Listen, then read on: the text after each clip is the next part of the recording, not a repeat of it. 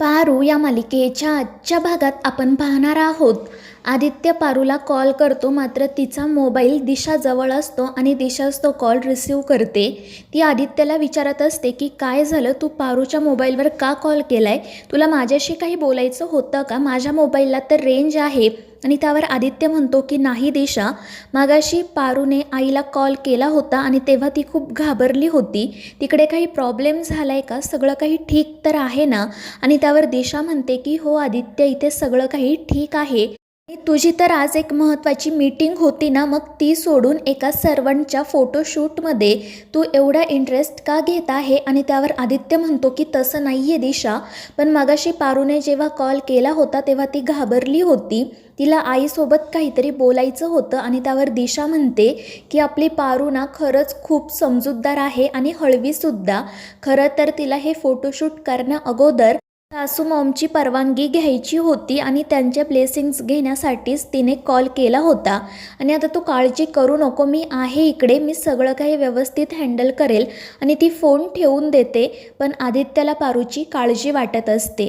त्यानंतर दिशा आणि दामिनी किचनमध्ये जातात. तिथे सगळ्या सर्वंट्स असतात. तर दिशा त्यांना सांगते की आत्ता बंगल्यामध्ये जे काही सुरू आहे ना, ते या बंगल्याच्या बाहेर जाता कामा नये.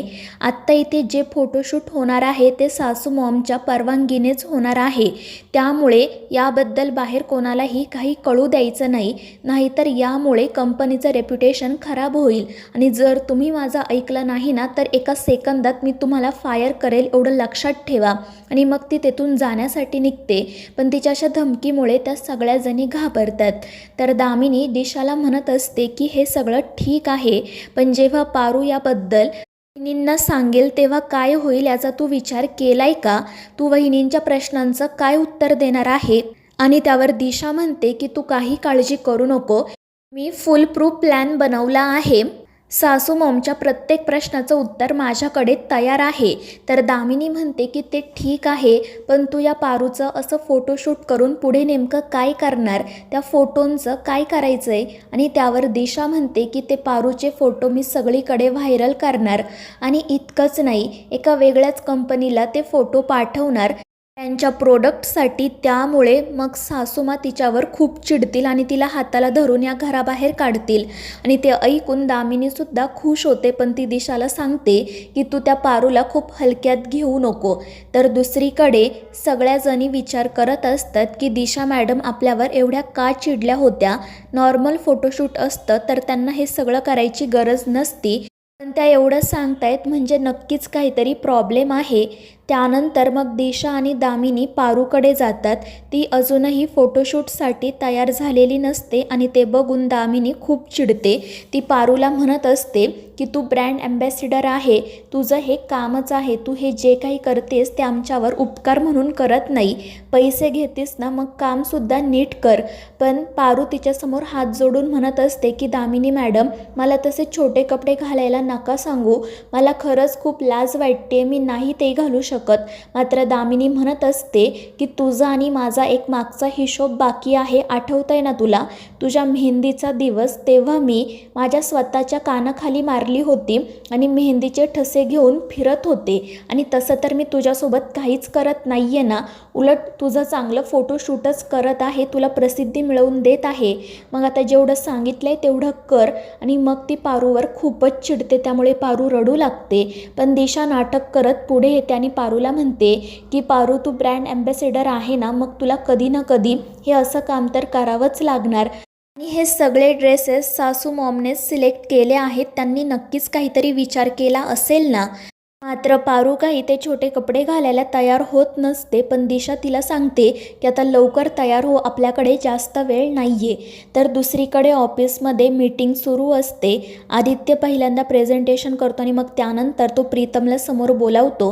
आणि मग प्रीतमही त्या शाळेच्या प्रोजेक्टबद्दल प्रेझेंटेशन करायला सुरुवात करतो. दुसरीकडे सगळं युनिट पारूची फोटोशूटसाठी वाट बघत असतं. सावित्री आणि इतर सर्वंट देखील त्या ठिकाणी असतात. दिशा दामिनीसुद्धा पारूची वाट बघत असतात. आणि मग पारू त्या ठिकाणी येते, पण तिने चादर पांघरलेली असते आणि ते बघून दामिनी हसू लागते. तर दिशा पारूला विचारत असते की हे काय आहे, तू चादर पांघरून का आली. पण पारू काही उत्तर देत नाही. तर त्या युनिटमध्ये असणारे सगळे लोक तिच्याकडे बघत असतात. त्यामुळे पारूला खूप वाईट वाटतं, तिचे डोळे नकळतपणे भरून येतात. दुसरीकडे प्रीतमचं प्रेझेंटेशन सुरू असतं आणि त्यावेळी एक सर म्हणतात की तुमचा प्रोजेक्ट चांगला आहे, मात्र प्रत्येक प्रोजेक्टचे काही प्रोज अँड कॉन्स असतात. तुम्ही हा प्रोजेक्ट ग्रामीण भागातील गरीब मुलांसाठी सुरू करताय, मात्र हे सगळं फुकट आहे, त्यामुळे कोणीही त्याचा फायदा घेऊ शकतं. तर मग तुम्ही काय निकष ठरवले आहेत यामध्ये ॲडमिशन देण्यासाठी? मात्र प्रीतमकडे या प्रश्नाचं उत्तरच नसतं. त्याने याविषयी काहीच विचार केलेला नसतो, त्यामुळे तो घाबरून इकडे तिकडे बघू लागतो. तर अहिल्या आदित्यला बोलायला सांगते, पण आदित्यच्या आधीच प्रिया उठून उभी राहते आणि ती म्हणते की सर, तुम्ही हा प्रश्न विचारण्याआधीच प्रीतम सरांनी त्याचा विचार केला आहे आणि पात्रता ठरवण्यासाठी त्यांनी एक समिती स्थापन करण्याचा निर्णय घेतला आहे. आणि ते ऐकून प्रीतम खूप खुश होतो आणि मग प्रियाच पुढचं प्रेझेंटेशन करू लागते. तर इकडे आदित्य मात्र पारूचाच विचार करत असतो. पारू कशामध्ये अडकली तर नसेल ना, असा त्याला संशय येतो. दुसरीकडे दिशा पारूला सांगत असते की ती चादर बाजूला कर आणि फोटोशूटसाठी तयार हो, मात्र पारू काही ऐकत नाही. तर दामिनी तिच्यावर हसत असते आणि म्हणत असते की पारू, हे काय चाललंय तुझं? आता काय किर्लोस्कर ब्रँडच्या ब्रँड ॲम्बॅसिडरचं चादरीत फोटोशूट करणार आहोत का आम्ही? आणि ते ऐकून सगळेच जण हसू लागतात. त्यामुळे पारूला अजूनच वाईट वाटतं. त्यानंतर दिशा म्हणते की पारू, आता तुझी ही नाटकं बस कर, तुला बाकी सगळं चांगलं वाटतं ना, मग आता हे फोटोशूटसुद्धा कर. मी तुझ्यासाठी खूप महागडे कॉस्ट्युम्स मागवले आहेत. पण पारू काही ऐकायला तयारच होत नाही. तर दिशा त्याच अवस्थेत तिला बसायला सांगते आणि मग ती मुद्दाम म्हणते की पारूच्या चेहऱ्याचा आणि तिच्या पायांचा कलर मॅच होत नाही आहे आणि ते एका माणसाला पारूच्या पायांचाही मेकअप करायला सांगते. मात्र त्या माणसाने पायांना हात लावताच पारू घाबरते आणि पटकन बाजूला होत म्हणते की मला हे सगळं नाही करायचं. पण दिशा तिचं ऐकत नाही. ती म्हणत असते की तुला हे सगळं करावंच लागेल.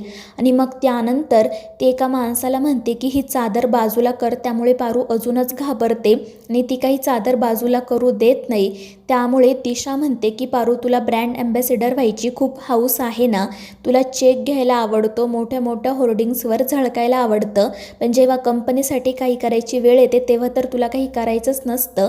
पण आता मी तुला शेवटचं सांगते की ही चादर बाजूला कर आणि फोटोशूटसाठी तयार हो. आणि मग ती स्वतःच ती चादर खाली खेचते आणि पारूचा तो ड्रेस बघून सगळ्यांनाच आश्चर्य वाटते. त्या युनिटमधील सगळे लोक तिच्याकडे बघत असतात. त्यामुळे पारूला खूप वाईट वाटते आणि मग ती एका पडद्यामागे जाऊन लपते आणि ते बघून दिशा दामिनी मोठमोठ्याने हसू लागतात. आणि मग त्यानंतर दिशा तिचा हात पकडूनच तिला बाहेर घेऊन येते आणि म्हणते की आता बघ मी तुझी काय अवस्था करते ते. तर मित्रांनो, या मालिकेच्या पुढील भागांच्या अपडेट्ससाठी आपल्या चॅनेलला सबस्क्राईब करा.